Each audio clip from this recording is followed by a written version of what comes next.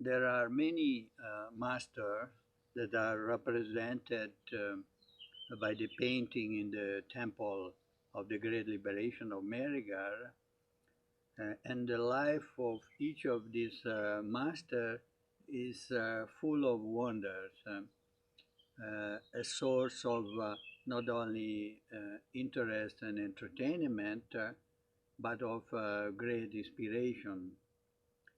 But one of these masters who live close to our time uh, is a very special being, in that he represents an exemplary way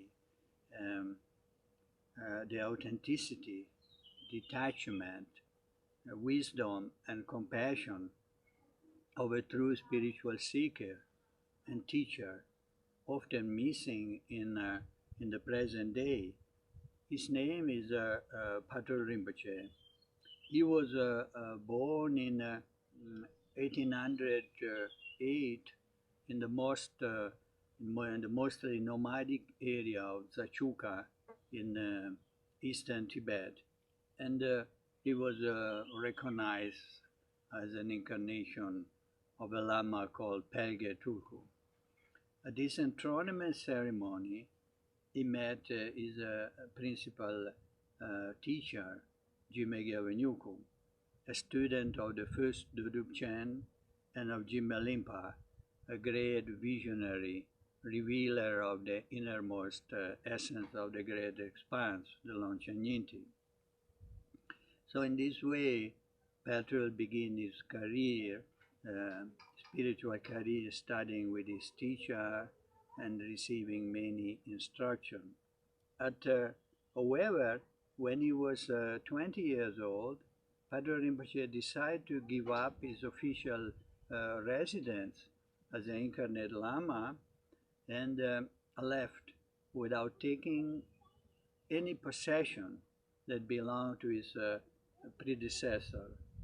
In his youth, Paltrul studied with the foremost teacher of his time, and in two main monastery of the Nyingmapa tradition, Katok and Sechen, he received his classic Buddhist education, and particularly studied the work of Longchenpa, the systematizer of the Dzogchen teaching.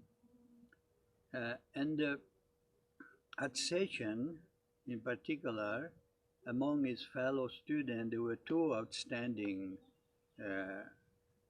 lamas, namely Jamyang Khyentse Wangpo and Khyentse Lodro Taye.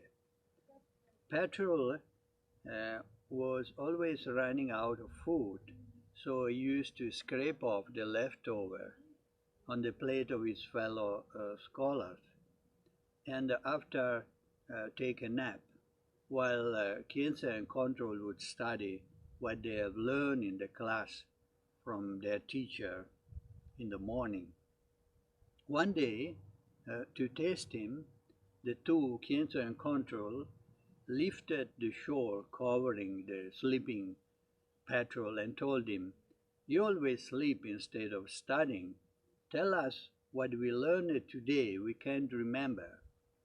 To their amazement, Paltrul repeated word by word the text and the commentary his master taught that day. Paltrul had a prodigious memory. He learned most of the oral teaching by heart, so that he could elucidate the most complex aspect of Buddhist philosophy without reading a single page of a book, not even when he taught for months at a time.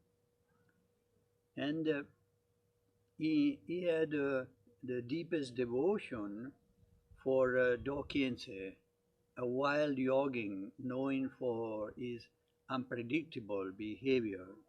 On several occasions, this yogin was instrumental in Paltrul's discovery and experience of the empty and luminous nature of the mind that lay at the core of each being as the real self.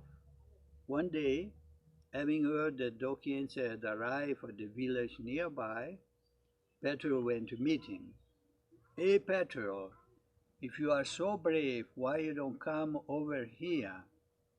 As he drew closer, Paltrul realized that Dokyense must have been drinking. His breath stank of beer.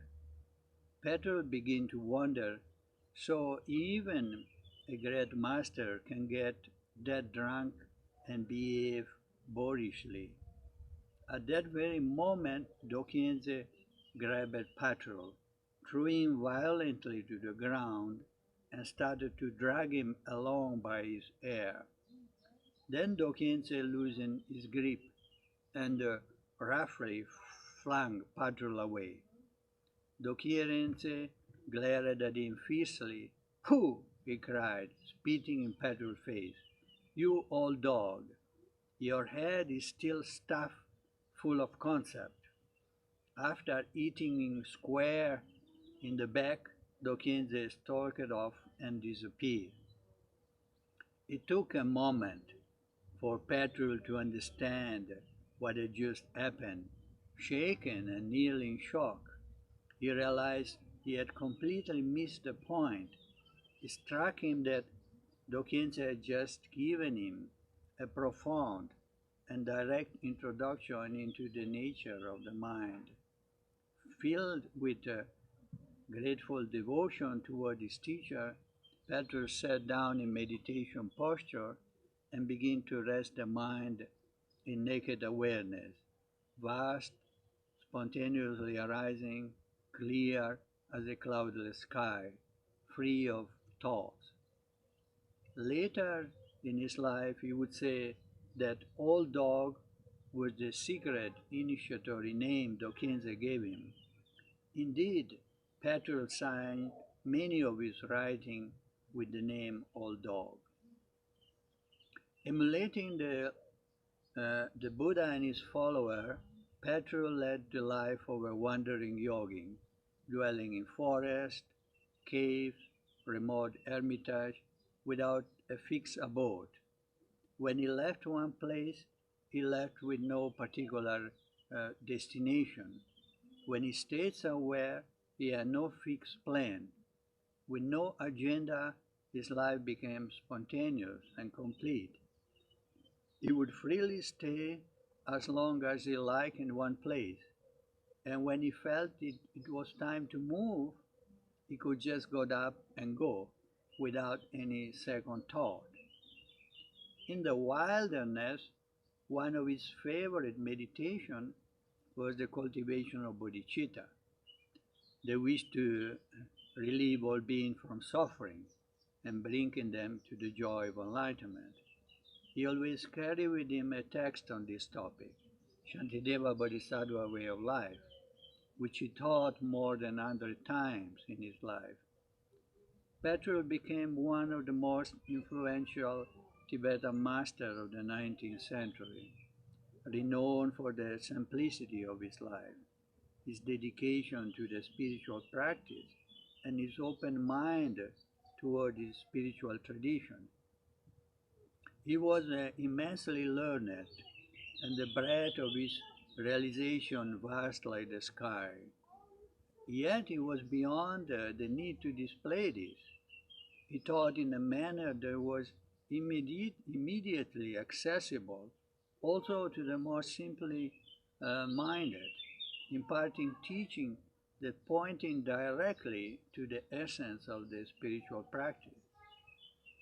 When teaching on Dzogchen, the highest of the spiritual path, all the students listening to him felt irresistibly drawn into a profound contemplation, and they were able to rest easily in that state without any effort.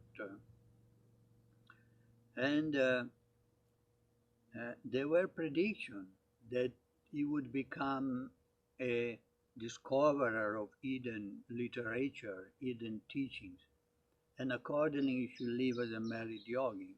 However, Paltrul was not inclined to marry and strictly adhered to the monastic vow of celibacy, but he never became a fully ordained monk. He remained a novice throughout all his life. Loved for his humility and respected for his vast and profound learning, as well as his great yogi realization, he was totally uninterested in power and position. He was naturally beyond the ordinary hope and fear. He would generally refuse to accept any offering that were made to him as a respected religious teacher. When presented with valuable gifts such as gold and silver, he would just leave them on the ground.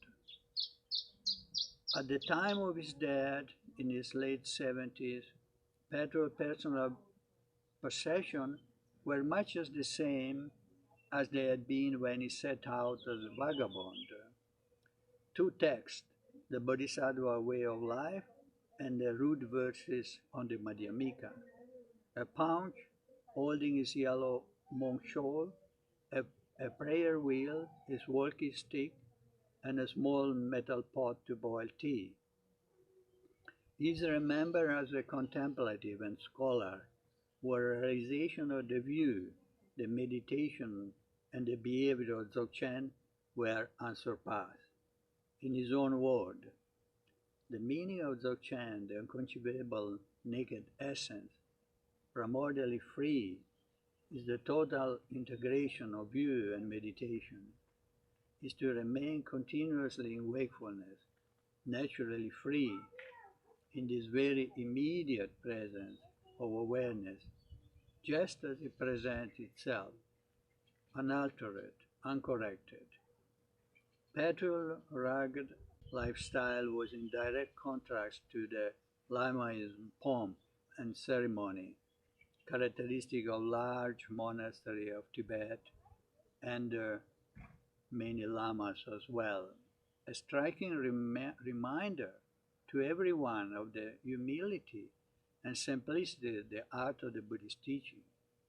Living as a vagabond and mendicant was nevertheless revered by all, from simple people to the greatest master of the time.